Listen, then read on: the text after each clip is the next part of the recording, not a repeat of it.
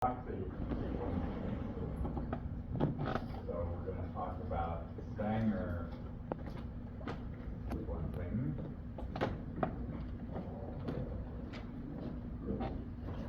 It's also known as dideoxy sequencing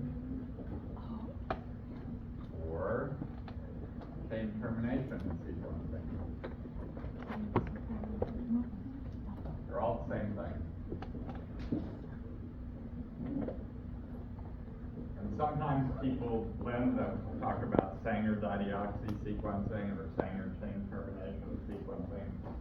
They're all the same. And they all are based on a technique that Fred Sanger developed way back in 1977. So we're coming up on the 50th anniversary next year of Sanger sequencing, which kind of blows me away. But anyway, Sanger sequencing has been around for a long time, and most sequencing done today is still Sanger sequencing. All that next-gen stuff, which we're going to do later on in the week, has become really important. But for sequencing a PCR product or gene, if you've got some project where you're just sequencing individual molecules, you're going to do Sanger sequencing. You're only going to use next-gen for big projects, for big things. And that's because it's expensive and it's more complicated. Sanger is still the go-to sequencing method when you're just doing small projects. And we'll talk about that some more as we move through this week. So Sanger sequencing is based on a dideoxynucleotide. Well, to talk about what a dideoxynucleotide is, let's talk about normal nucleotides first. So a normal nucleotide, a DNA nucleotide, remember, has a deoxyribose sugar. So we've got our deoxyribose sugar here.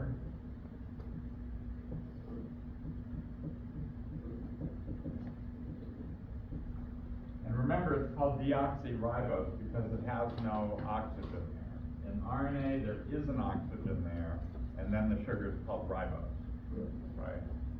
So deoxyribose is in deoxyribonucleic acids, or DNA, and at this 2' carbon, it's missing that oxygen.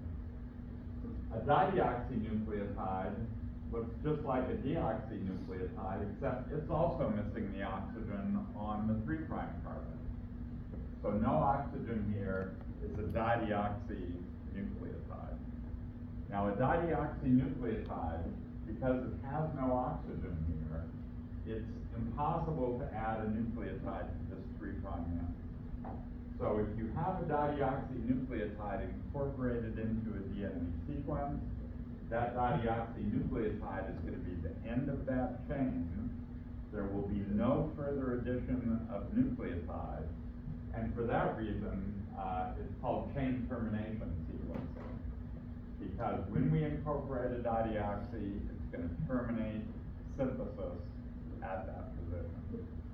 And it's that chain termination feature of dideoxynucleotides that we're going to use in Sanger DNA sequencing. So it's important to know the difference between a regular deoxynucleotide and a dideoxy. Any questions about that? Everybody good? Everybody awake? It's always hard to restart. You know, the day off is, you only had 41 hours away, but somehow it's restarting is difficult. It's the same for me too. You kind of get in this rhythm, and even though you're tired, you're in the rhythm, right? And then you have that day off and it breaks the rhythm. So we got to get back in the groove here. All right. So what are we going to do for sequencing? How are we going to make a sequencing reaction? So let's look first at what goes in a DNA sequencing reaction. We're going to put in template DNA to sequence. It has to be DNA. We can't really sequence RNA. To sequence RNA, you have to convert it to cDNA, and then you can sequence it. So it's DNA. Whether it starts with RNA or it starts with DNA, you're going to sequence DNA. So the template is DNA, and it's always single-stranded. So when we do sequencing, we're going to heat the strands apart so that our strands are single-stranded. I'm gonna put SS here for single-stranded, but you can put double-stranded DNA, and it's just you have to keep strands apart. Okay? We have to have all 4 DNTPs in there. We have to have the ATP, the GTP, the CTP, and the TTP for DNA synthesis.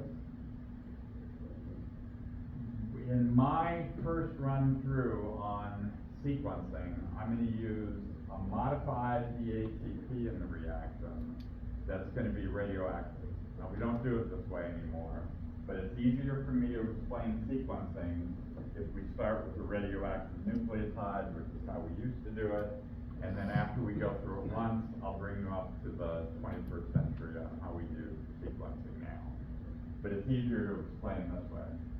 So we're going to have the 4 DNTPs, and one of them is going to be radioactive. So let's put that in parentheses here, that one of our DNTPs is the ATP and it's hot. Okay? Nowadays we use fluorescent nucleotides, but we'll come back to that. Then we have a buffer that the polymerase likes the best, and then we're going to use Taq DNA polymerase for sequencing. Taq ends up being a really good enzyme for dideoxy sequencing. Originally, when Sanger developed the method, there was no Taq, and he was using DNA polymerase for E. coli, but nowadays we use Taq. Okay, once we have all those 4 things mixed together, we're going to then aliquot that reaction into 4 separate tubes. One of the tubes is going to have dideoxy G in it.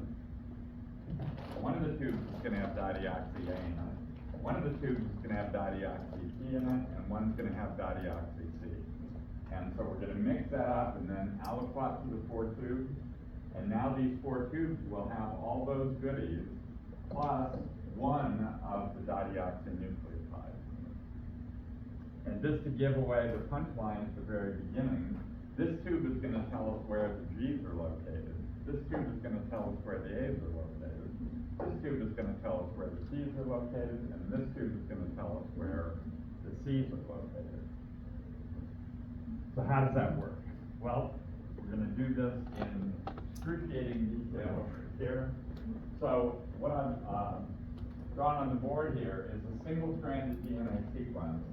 And I've broken my rule of always having the 5' end on this side and the 3' end on that side. And that's because we're going to synthesize off this template strand. We're going to synthesize 5 to 3 this way. And it's just easier to think about if we're doing our synthesis in this direction. Right? So we put our template DNA into the reaction. We heated that reaction up. We're in the DGTP, the dideoxy GTP tube here, so we're looking at what's happening in that tube only. So let's start synthesizing off the 3' end and look at what happens. So we're going to synthesize starting here, and the first nucleotide incorporated is going to be an A, right? Off our 3' end. Our A's are radioactive, right? So put a little asterisk here to indicate that's a hot A. The next nucleotide is also an A, and it's going to be hot also. Okay? The next nucleotide is going to be a C. The next nucleotide is going to be a G, and here's where things get interesting. So we're in the dideoxy G tube, but remember, we have the normal DGTP in here also. In fact, there's a lot more of the regular DGTP than there is the dideoxy GTP. So a lot more of the regular deoxynucleotide. What that means is at this position, some molecules will get the chain terminating nucleotide, the dideoxy GTP, but most will not. Most will get a regular G. So what this means is on some of our template molecules, we're going to get termination here, chain termination. But most of the molecules will get a regular G and will keep synthesizing. Now remember, we're sequencing a template here where we have lots and lots of copies, probably millions of copies of the template. So some of those copies, as they're being synthesized or copied, will terminate at that G, but most will get a regular G and synthesis will continue. Does that make sense? That's the key feature there, is that a small portion of the molecules terminate, but most do not. Okay? So, in the ones that don't terminate, the next nucleotide incorporated is also a G. And again, some are going to terminate at that position, but most will not, and synthesis will continue on the ones that get a regular G. Okay? And so then the next nucleotide will be a T, and then an A, which is radioactive, and then we get another G. And again, we're in the dideoxy G tube, so some are going to terminate here, but most will not, most will continue, right? So at each G, we're getting some termination on some of the molecules, maybe 0.1% or less are terminating at that position. But some are terminating there, but most will continue. The next nucleotide is an A, which is hot, and then a T, and then a C, and then a C, and then an A that's hot, and then a T, and then another G. And again, we're in the G tube, so some will terminate at that position, but most will not. And then we'll get a T, and a T, and a T, and a C, and then another G, and some will terminate there, but most will not. And we'll keep going. Then we get an A, radioactive, an A, radioactive, G, some will terminate there, but most will not. A, radioactive, T, C, T, A, radioactive, A, radioactive, C, G, some will terminate there, but most will not. A, radioactive, etc., down the line. And it'll keep going like that for hundreds and hundreds and hundreds of nucleotides. So far, so good? Okay, what's happened in the G-tube? In the G-tube, we've generated a set of products which terminate in G's, and the length of those products tells us where the G's are, right? We get one fragment that's this long. We get one fragment that's that long. We get another fragment that's that long, another one that's that long, and so on, okay? Well, how big are these fragments? Let's suppose that our sequencing primer is 20 nucleotides long. The sequencing primer hybridizes to the template, and we're copying off of that sequencing primer. If the sequencing primer is 20, then 21, 22, 23, 24, our shortest fragment in the G-tube is 24. We get another fragment that's 25, 26, 27, we get another one that's 28, 29, 30, 31, 32, 33, 34, 35, 36, 37, 38, 39, 40, we get one that's 40, 41, 42, 43, 44, 45, 46, 47, 48, 49, 50, 51.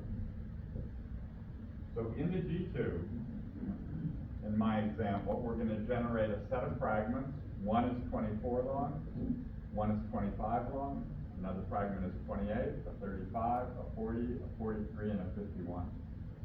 That set of fragments, the size of those fragments, tells us where the G's are. The fact that we get a fragment that's 24 long tells us that we have a G at that position. The fact that we get a fragment 25 long tells us we have a G at that position.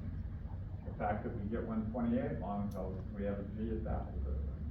Because remember, we're in the G-tube and we're only getting terminations at the G nucleotide. Okay? Good? Any questions? All the A's are hot. All the A's are hot in my example here. How do you know the primer? I'm sorry? How do you know which primer to? So, when you do DNA sequencing, when you do Sanger, you need to know some sequence at the beginning to hybridize the primer to.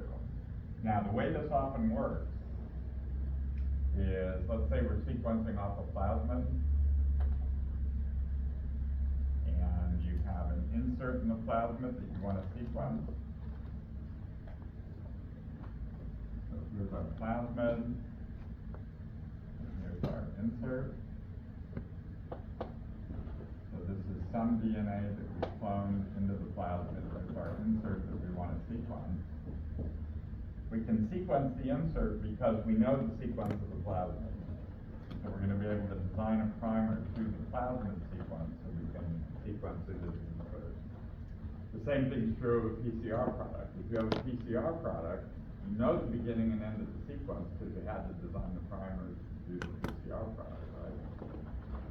If you don't know anything about what you're trying to sequence, then you can't sequence it. Right? You can't.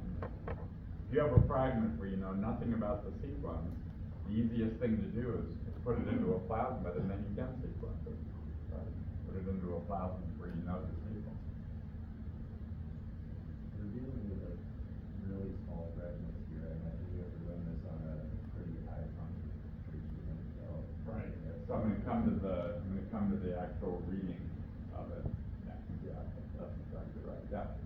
So, if you're not expecting, in this case, if you're not expecting an A before the first G, you pick a different nucleotide to be radioactive? So remember, this is the old-fashioned way. Anyway. So another way you could do it back then is instead of making the A's radioactive, we label the primer, we make the primer radioactive. You could do it either way. The whole reason for having radioactivity here is just so you could see the bands later on. And I'm gonna take you through that in just a second. So an alternative that makes a lot of sense would be just to label this primer as the 5' end with a radioactive nucleotide. And that would work also. Okay? All right, let's take a look at what happens then in the A tube. We are going to do all 4 because we need that to have our entire sequence. Okay, so that was the G tube. Now in the A tube, we're going to put in our primer. And I'm not going to draw the template because that'll take too long and fill the board with too much nonsense. But here's our 20 nucleotide primer hybridized to the template. Just imagine it's hybridized to our template up there. We're in the A tube, so I'm going to do this in red so we can see what's going on. The first nucleotide incorporated will be an A, and it's hot. Now we're in the A reaction tube. So in the A reaction tube, we've also got dideoxy-A. And so some will get a dideoxy-A at this position and they'll terminate there. Okay, some will. But only a fraction of the molecules will get a dideoxy-A. And so most will continue, and then the next one's an A, and it's radioactive, but again, we've got dideoxys in there, so some will terminate at that position. Again, we're in the A tube, dideoxy-A, so we're getting termination at the A. Okay? So we'll get some termination there, but most will continue. So C, G, G, T, A, again, we get some termination there at that A. Then G, A, some termination there, but most will continue. T, C, C, A, some will terminate there, but most will continue.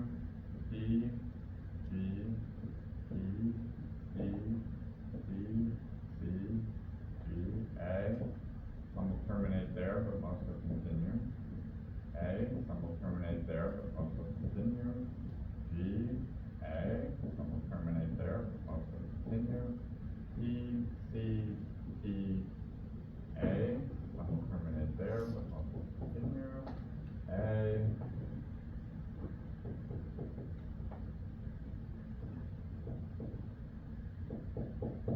okay, so in the A reaction tube, we're getting termination to A's. So we're going to get a different size set of fragments, right? Here we have termination to each A. We're going to generate a set of fragments this long, that long, etc. So let's measure how long they are. This one's 21, this one's 22, 23, 24, 25, 27, 28, 29, 30, 31, 32, 33, 34, 35,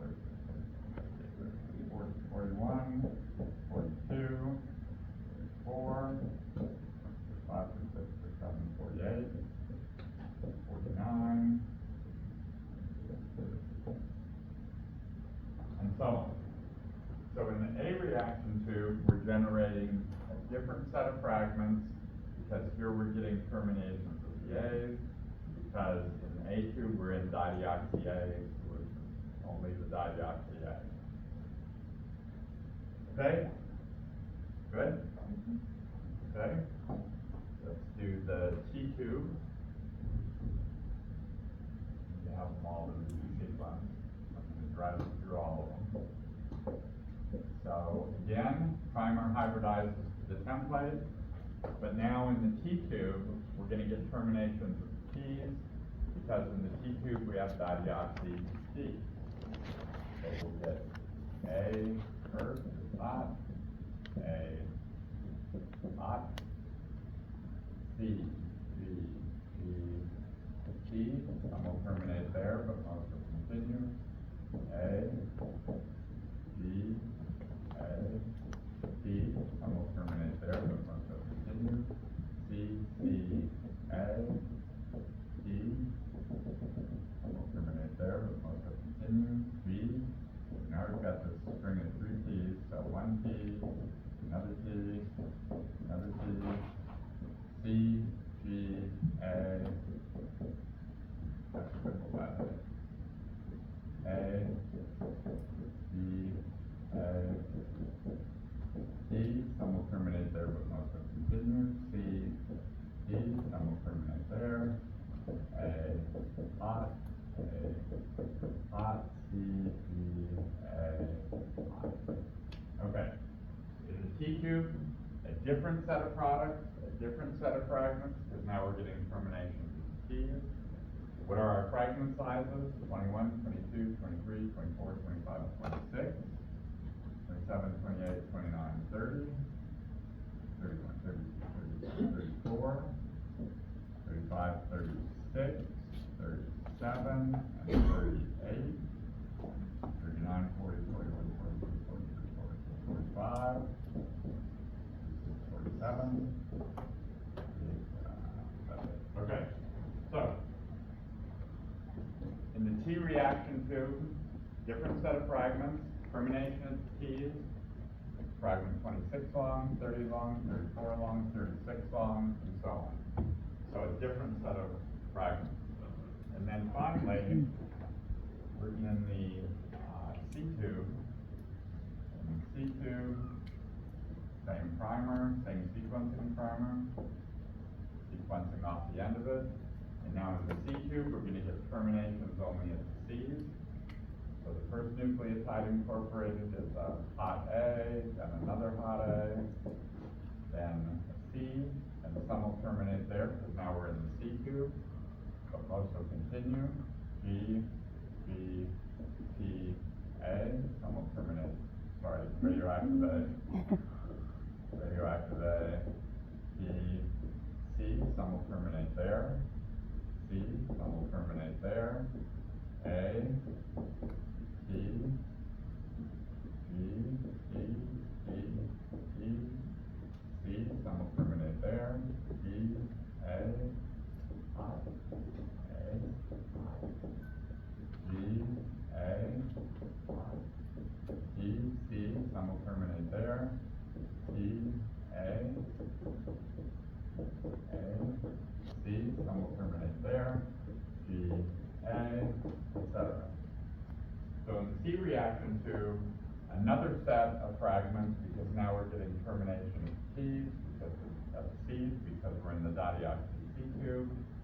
So this one is 23 long, 24, 25, 26, 27, 28, 31, 32, 33, 34, 35, 36, 37, 39, 40, 41, 42, 43, 44, 45, 46, 47, 48, 49, 50.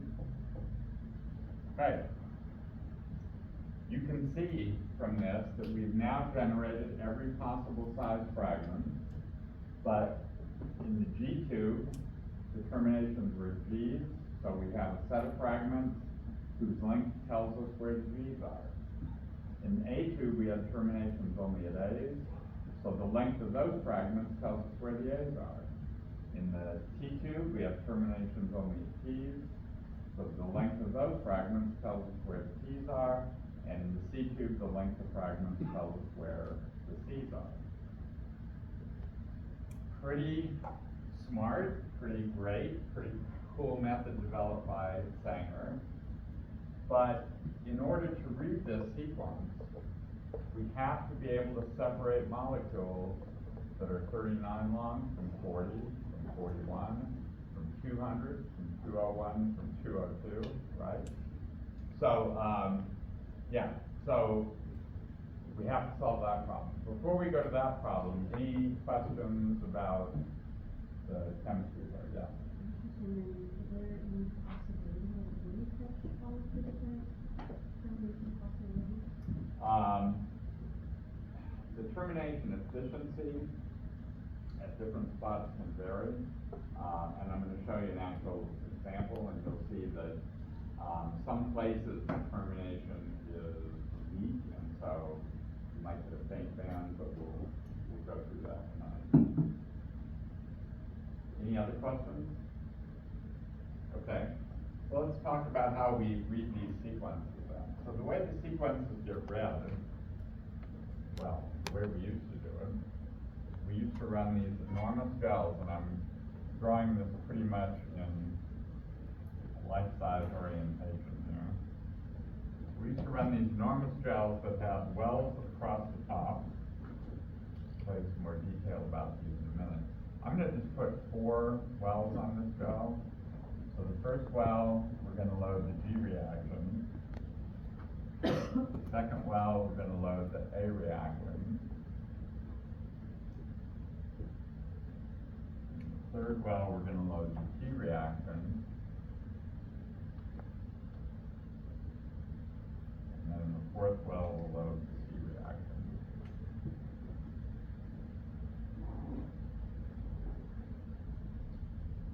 Okay, so these are big gels. These gels were polyacrylamide gels. Polyacrylamide at a percentage that would allow us to separate 41 from 42 from 43, or 201 from 202 from 203. These gels were really thin for high resolution, really thin, and we'd run them hot, and the reason they ran hot is because you had to prevent the single-stranded DNA from folding back on itself. So they had to be run at fairly high temperature. Now, before you could run them on the gel, you had to heat the reaction products, so you would heat them off of the template. So when you're doing these reactions, your synthesized product is hybridized to the template, right? You just copy the template. So in order to be able to run the sequence on a gel and see the bands, we would have to denature the DNA so that the various sized products were running as single-stranded DNA. Does that make sense to everybody? Because if it was still hybridized to the template, then they tend to run in the same place and have to be a mess, right? So after doing the synthesis, we heat strands apart and then run on the gel. Only the products would be radioactive, so those would be the only ones that you'd be able to see, right? So we heat the reaction products, run them on these high-resolution polyacrylamide gels at high temperature so that the strands wouldn't fold back, because they need to run according to their length, right? Okay, let's look at the G reaction tube, the first one. Our smallest fragment is 24, so the 24 is going to run farthest down the gel. So we're going to have a 24 down here somewhere. So that's 24. And then our next one is 25. The 25 will run a little higher. So 25. Then we're going to get 28. Then we're going to get a 35. Run out of room, but that's okay. Then we're going to go to 40.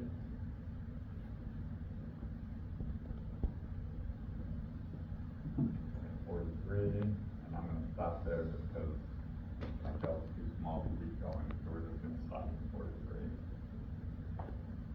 Just imagine the bands closer together, and I'm gonna show you a real gel in a minute. Now, in the A lane, our lowest band is a 21. So we're gonna get band down here. 21 here, 21, and we're gonna get 22. 22 here. Then we're gonna get 27. The 27 will be just a little below the 28. 27, and we're gonna get a 29, just above the 28. There's 29. Then we have 33, get that here. 33. And we'll have a 41, and 42, 41, and 42 here.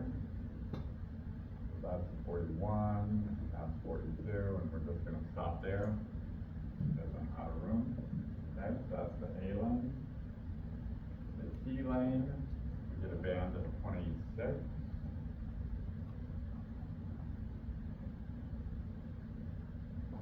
Get a band of 30.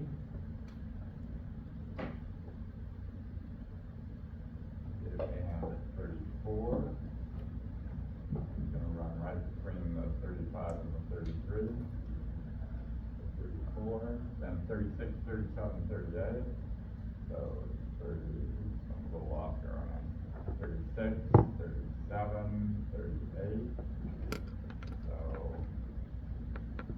right here, 36, 37, 38 are those three. Then 45, I'm not gonna go that much, so we'll put 45 up here. All right, that's the T lane, and then in the C lane, we're gonna have a 23 down here. I've got a little crooked. 23, then a 31 and a 32, so 31 here, and a 32 here, 31, 32, then 39 up here, then a 46, right up there. 46. Put our 44 in here on the A lane. So in A, we have a 44 here. And we also have a 43. I got that. Okay. All right. So I know it's a little messy, but hopefully you can see what I'm driving at here. Each band runs on the gel according to its length. And this gel is polyacrylamide gel, very thin. After the gel ran at high temperature, we would have to take the gel, this was really exciting, we would have to take the gel, this monster gel, get it off the glass plate, I can tell you stories, get it off the glass plate, put it in a gel dryer, dry it down to absolute dryness on a piece of paper, and then go put it in the dark room into a big giant cassette and develop X-ray film overnight, and then the next day you come back and you have these bands on your X-ray film, which you could then read to interpret the sequence.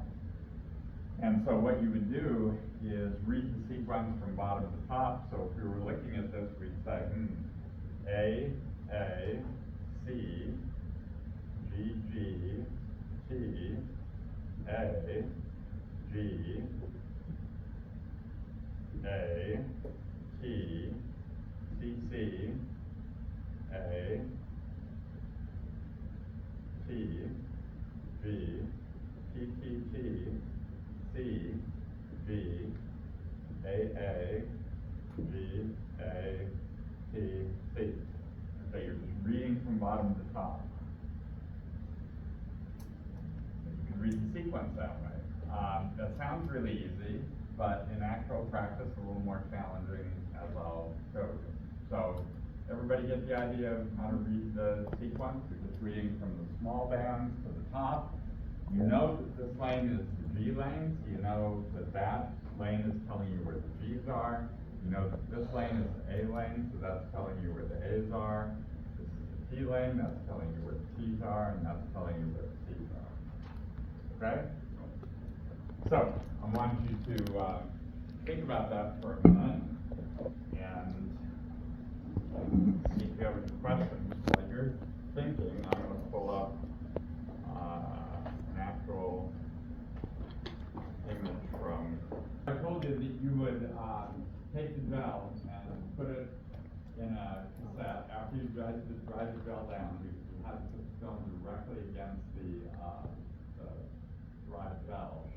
You had to make sure your gel was really completely dry, and then put the film on it and leave it overnight. Now, the reason that you had to have the film directly on the gel with no plastic wrap in between or anything is because the radioactivity we were using here was S-35, and S-35 is a huge beta emitter, so you had to put the film directly against the gel in order to get the signal. So this is indeed an S-35 sequencing gel from Summercourse 1990 or something, but it gives the information we need. So let's look. So one group ran their 4 reactions here, another group ran their 4 reactions here, another group ran their 4 reactions here. This one failed. Another group ran their 4 reactions here. This one failed. Okay. So you can see that it didn't always work. Things are much more foolproof now. But let's go ahead and read this one. This is the G lane, the A lane, the T lane, and the C lane. So the sequence here is A, T, G. Oh, and the C lane was double loaded here. We would always double load one of the lanes so we knew which way around the radiogram went, right? Because we don't have the nice colors, so you had to know which way around it was. So again, A, T, G, C, C, T, G, C, A, G, G, T, C, B, A, C, T, C, T, A, G, A, G, G, A, etc. Okay? And then you get up to that string of T's up there, 1, 2, 3, 4, 5 T's. So you can see that even when you had to run a single nucleotide, you could see how many there were. Now this is at the bottom of the autoradiogram. It looks great. This looks easy, right? And the bottom of the autoradiogram always was. Wait, can I ask you about the 2 fails? Why did one fail basically completely blank, and why did one fail like it looked almost like a ladder? This group probably didn't put any template DNA, or they didn't have any. This group probably pipetted some of their reagents wrong, and it just turned into a mess. Probably, I don't know. Typically, when it failed, we didn't understand why. But you could make some guesses, but yeah, anyway. So we go up the gel, and let's keep looking at this lane. You can tell that that's 3 T's, and you can tell that's 2 C's, and you can tell that's 3 T's. And you go up, and that's 2 A's, and that's 2 A's. And things are pretty okay. And things are getting a little more difficult. How many T's is that? Right? Yeah. How many C's is that? Is that 1 or 2? You can see it gets tougher. And the reason it gets tougher is that as you go up the gel, just like with your agarose gel, the bands are getting closer and closer together. You're getting worse and worse separation. Look at all these T's over here. How many is that? So it was hard. It was hard. Barton Slyko from NEB. Those of you from NEB have probably heard of Barton. How many of you from NEB have heard of Barton? He used to run the sequencing facility there for a long time. He's emeritus now, retired a couple years ago. Maybe you must have Barton, right? Yeah, no? Anyway, he ran the sequencing facility at NEB for a long time and taught this course with me for a long time. And Barton had really thick glasses, and I always made the joke that was because I was told Martin he was better at reading these than I was. So I'd sit at the computer and type in the sequence while he tried to figure out how many keys there were, right? And so then he had the big glasses and I didn't. But, there were limitations. On these gels, you could read the first 200 nucleotides, you could read pretty easily. And then after that, it would start getting difficult. On a really good day, you might get up to 300. But after that, you were kind of guessing. And guessing isn't good when you're trying to determine the DNA sequence, right? So there were limitations here. And the limitation was not the sequencing reaction itself. The reactions would run for 1,000, 2,000 nucleotides. The limitation was how far you could read it going up in the gel. And Barton and I, we messed around with DNA sequencing for years. We published some papers. My favorite paper we published was called Sequencing in the Fast Lane. But we did all kinds of stuff. Stacking vels, different percent acrylamides here and here, long vels. We had one vel box made for us that was this tall and ran vels that were 3 feet long. That was horrible. Yeah, lots of stuff. But no matter what you did, the maximum you could get from these was maybe 400, maybe 400. That would be on a really good day. And that's just because the longer you ran the gel, okay, you separate the bands more, but they started to get fuzzy. And so if you had 8 T's in a row and you stretch that out because it was around 350, 351, 352, 353, the problem is you could run it longer, but the bands would get fuzzy, and then it was still hard to tell how many T's there were. So, yeah, we've moved beyond this, and that's great, because just at the time, everybody thought this was incredible. We could sequence DNA. Wow, this is amazing, right? But can you imagine sequencing a 3 billion base pair genome this way? When the Genome Project was first dreamed up, this was the technology. This is what they had. And the folks who dreamed up the Human Genome Project and put it together understood that there was going to have to be a big increase in technology in order to make this practical. And so some funding of the Human Genome Project went to funding advances. And the biggest advances really came from Applied Biosystems, who developed the first automated sequencers and did a lot of breakthroughs. We'll talk about those breakthroughs now. But before we do that, I want to make sure everybody's got the basics. The reason we can see bands here is because these bands are radioactive. So they would give an image on a piece of X-ray film. Nowadays, what we do is we use fluorescent molecules, and so instead of seeing black bands on a gel, we're now seeing fluorescence readouts from an instrument, but I'll get you there in just a minute. Okay? So the nice thing about starting teaching it this way is that you really get a nice visual on how Sanger sequencing works. Now when we go, I'm going to update you to today with the new instruments and what they're doing. It'll be easier to understand because now you've got this visual on how things work. Okay? Good? Yeah. There are some fragments that are not labeled. They don't have a radioactive aid also. So how does that? So if we go back to my diagram board over here.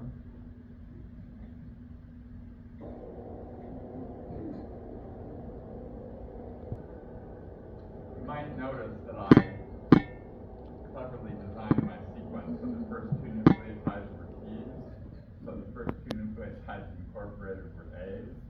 That means that all the fragments would be radioactive, right? But if the first couple nucleotides started GT, TG, T, those wouldn't be labeled and you wouldn't be able to read that sequence.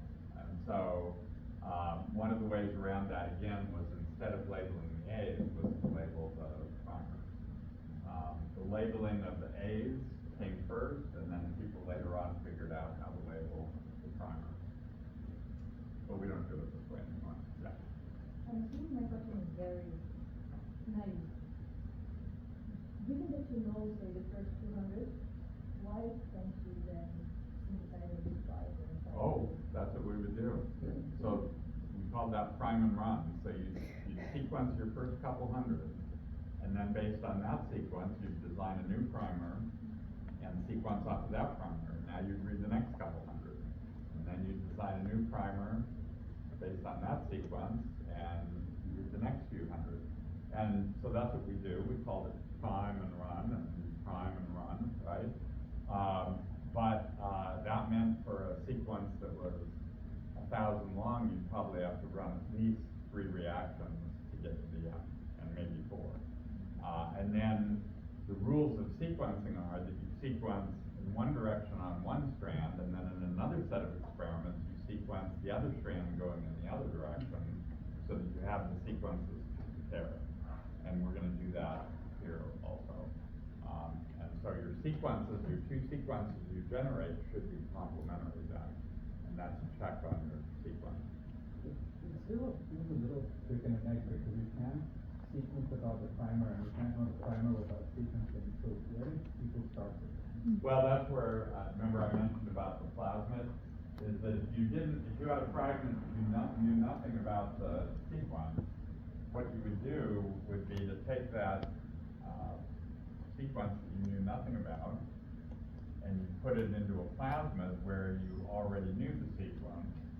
And so if you now had this insert in the plasmid, you could design your first primer to the plasmid where you knew the sequence, read the first couple hundred, then design another primer to read the next part of the sequence, then another primer to read the next part of the sequence, and so on. How did people figure out the sequences of the first plasmid? So there was another sequencing method before this that did not require primers. It was horrible. It's called the Maxley-Gilbert sequencing method, and it was based on chemistry. It was based on chemicals being able to cleave at specific nucleotides. Those chemicals were really mutagenic because they cleave DNA. They were mutagenic. They were toxic. The reactions weren't great. You maybe could read 15 nucleotides, but that's how the very first molecules were sequenced. And then once you had the sequence of some plasmids, then you could start doing this, right? And later on, we started being able to sequence PCR products because when you do PCR, you know the ends of the molecules because you designed primers, right? So those primer sequences can serve as your sequences for your sequencing primer also. So you could sequence PCR products then. So now it's easy because now we know the sequencing of millions of plasmids, and we've got all these PCR primers that we know the sequence of, and so life's become much easier. In the very beginning, it was miserable. The very first things that were sequenced, there was a really tiny virus that was the first thing sequenced, and then people sequenced some plasmids, some other small viruses, and then finally they took on the challenge of doing E. coli. E. coli was a huge project, and it was done mostly with this technology, and it took longer to sequence E. coli than it did to do the human genome, because when the human genome was finally started, there were advances that were already being made. Okay? We'll start to tell you about how we do sequencing today. So, any more questions about this before I make you go away? Yes, John. What's the likelihood of What's the failure rate of this? You know, back then our chemistry wasn't as good, our enzymes were not maybe the best enzymes for doing sequencing. We didn't know nearly as much about what we were doing. So the failure rate, this was pretty standard. This had 1, 2, 3, 4, 5, 6, 7, 8. There's another one over here. There were 8 reactions loaded on this gel, and 1, 2,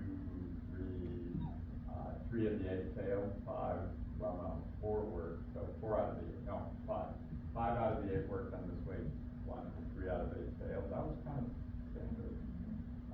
Failure rate was pretty high at the beginning, and that was just because the amount of template that you put into the reaction was really important. We didn't have ways for measuring our DNA concentrations as well then as accurately. So, much better now, much better. Okay? So if these, they say the golden standard of sequencing, is that correct? This is the gold standard? Sequencing? Yes, yes. Nowadays, with the technology that I'm gonna show you, now we can read 500, 600, 700 base pairs of sequence really accurately. And one of the reasons it's so accurate is we don't read the sequence anymore, the instrument reads it. And the instrument makes less errors than we do. And it's also based on fluorescence instead of radioactivity, and it just works much better. So I'm gonna bring us up to date on how we do sequencing today. Okay, make that go away. Was the pouring of the gels. These gels were polyacrylamide. The glass plates had spacers that kept the glass plates apart. The glass plates had to be machined perfectly, so the glass plates were expensive because the glass plates were separated by less than half a millimeter. So really close together, right? And so what you would do is you'd have these glass plates and you'd tape around the edges, right? So they were sealed with the spacers in there. The spacers kept the plates apart. And then you had to pour acrylamide in. Acrylamide is a neurotoxin, as you know. And we were dealing with a lot of acrylamide pouring these gels. So the acrylamide had to go all the way through these big gels, had to go all the way down from the top down without solidifying. So before you poured the gel, you had to add in the catalyst that caused the acrylamide to solidify. And then you had to pour the gel and get all the liquid in there perfectly before it solidified, because if the catalyst caused it to solidify before you were finished pouring the gel, you had to start over again. Not much fun. And then you had to pour it fast enough, but if you poured it too fast, you'd get bubbles. And then you had to also get a comb in at the top. Once it was poured, you had to stick this comb in that would give you, in that case, it was 8 times 4, 32 wells, or 36 across the top. Later on, we had combs that allowed us to do 48 wells, even later, 96 wells.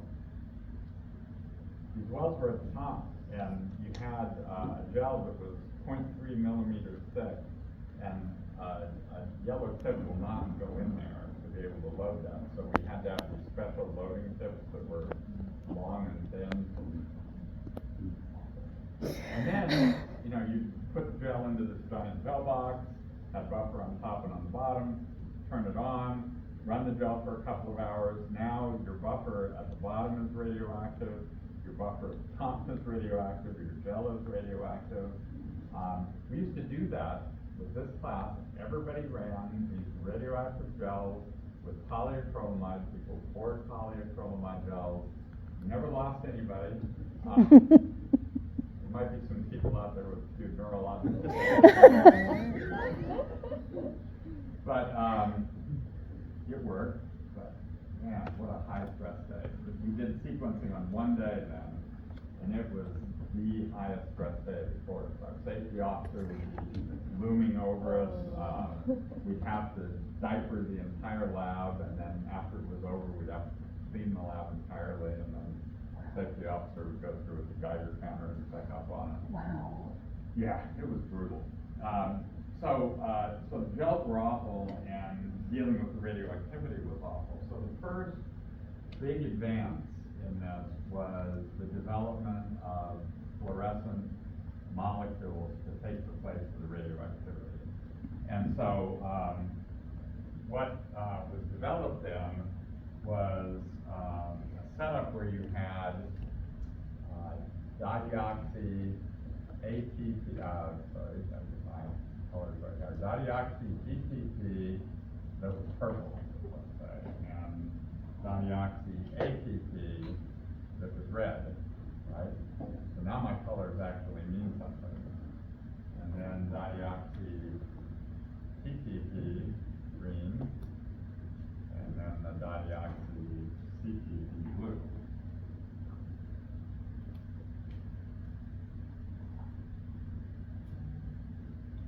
now the didioxys were labeled, so every molecule chain terminated with the didioxy that was now a different fluorescent color.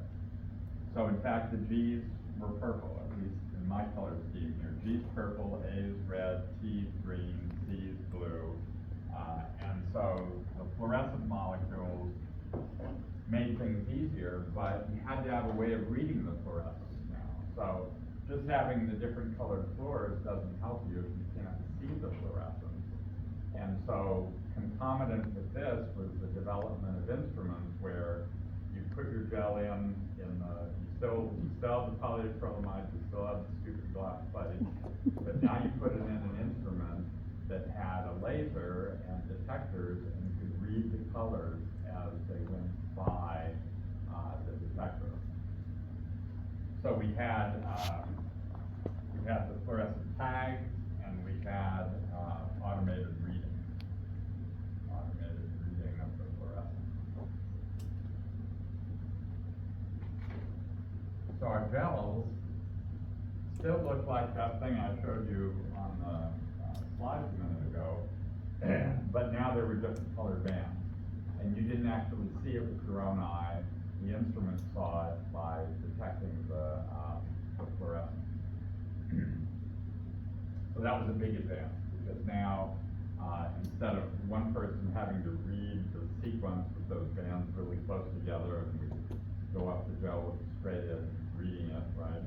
Now you could run your reactions, load them into the gel, and then turn on the instrument and go away and have lunch, and the instrument would read your sequence for you. The only thing that was automated about that was automated reading.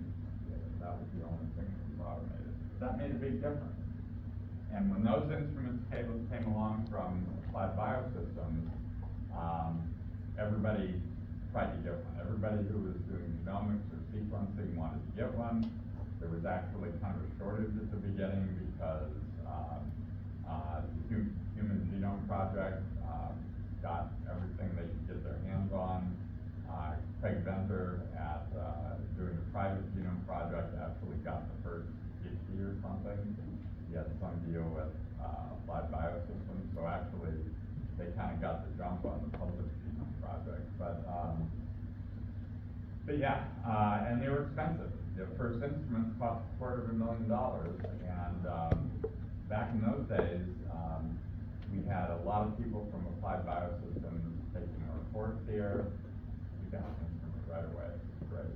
So we had the first automated sequencer in this part of New England. I think Harvard and MIT, some of those places got one about the same time, but we were pretty fortunate. So we got rid of the radioactivity as fast as we could. Right. So that was a big advance, but still really laborious having to pour those gels. So I went down to Tiger, the Institute for Genome Research. Doesn't exist anymore, so don't write it down.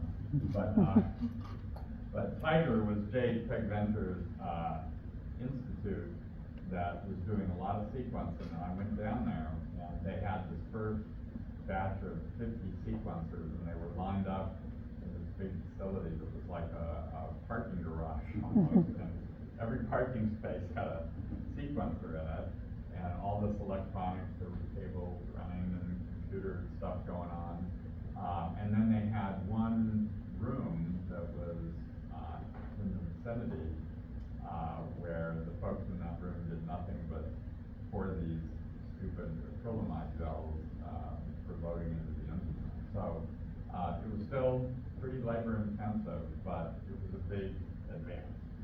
So the fluorescent didioxynucleotides, big advance. The automated reading, big advance.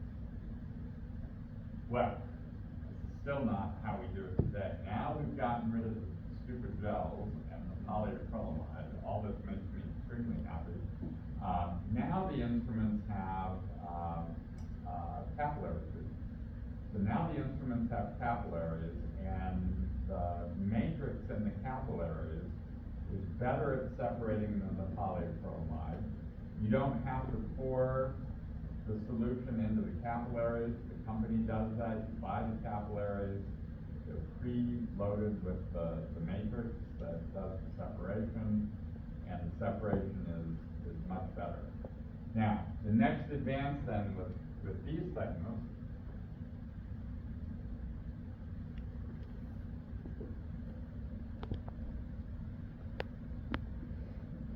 was one tube,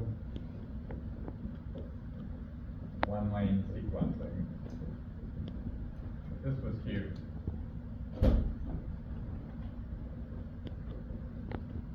One tube, one lane sequencing. If each of your dideoxys is a different color, you don't need to run 4 different tubes anymore, right? You can have all of your dideoxys in this original tube, and you can still differentiate the 4 products because of the 4 different colors, right? So you could run your sequencing reaction now in 1 tube instead of having to set up 5 tubes. So 1 tube sequencing with all the dideoxys in there. Well, also because of the colors, you don't need to run 4 separate lanes now. You can run them all in the same lane. So imagine these 4 switch together, right, into 1 lane. We're just going to put all this in 1 lane. You can still read the sequence because the G's are 1 color, and the A's are another color, and the C's are another color, and the C's are another color. So that was called 1 tube, 1 lane sequencing. And this was a huge, huge advance because now they developed instruments at first that had 16 capillaries, but eventually 96 capillaries. And so what you could do is set up 96 reactions and a 96 well plate, right? Put that into the instrument, and the instrument would read all 96 reactions simultaneously in 96 capillaries by reading the fluorescence. Again, lasers to excite the fluors, and then detectors to read the fluorescence. Wow, this was huge. This was a huge advance. And once this advance was made, then things really started accelerating with the Human Genome Project. And again, we got our hands on one as soon as we could, and the ones that used the gels, we just tried not to think about those anymore, right? The gels were gone. No more struggling with glass plates and all the horrors that went along with that. I could bore you with stories for hours, but I won't. I will tell you one story from when we taught this course in France. But 1 tube, 1 lane sequencing, and now you could run 96 reactions. So let me just do a little math with you. In our first gels, we could run 32 lanes. This is the radioactive situation. 32 lanes equaled 8 reactions. So 8 reactions, and on a gel, a standard single gel, we could read confidently 200 nucleotides of sequence. So 8 reactions times 200 nucleotides of sequence was 1,600 base pairs of sequence per gel. And that would take you all day, one technician all day, and then you'd have to read the sequence the next day, right? So, you know, a day and a half to get 1,600 base pairs of sequence, right? Well, now we have the situation where we've got 96 capillaries, so 96 caps, and you can read, 700, 800 nucleotides of sequence. So let's say 800 because things keep getting better. So 96 caps times 800 is about 80,000. So about 80,000 nucleotides of sequence with much less trouble. And in fact, these instruments can read more than one set of 96 a day. You could probably do about 6 sets, so times 6 sets is about what, 480,000, almost 500,000 nucleotides of sequence. So one instrument, maybe about 500,000 nucleotides per day. That's up from 1,600 a day. So you can see how this kind of huge advance enabled the Human Genome Project to rocket forward. And of course, nowadays, big projects like that we do with next-gen sequencing, but back when the Human Genome Project was being done, this is what really turned the tide and enabled the Human Genome Project to be finished sooner than expected and under budget, with this kind of advance.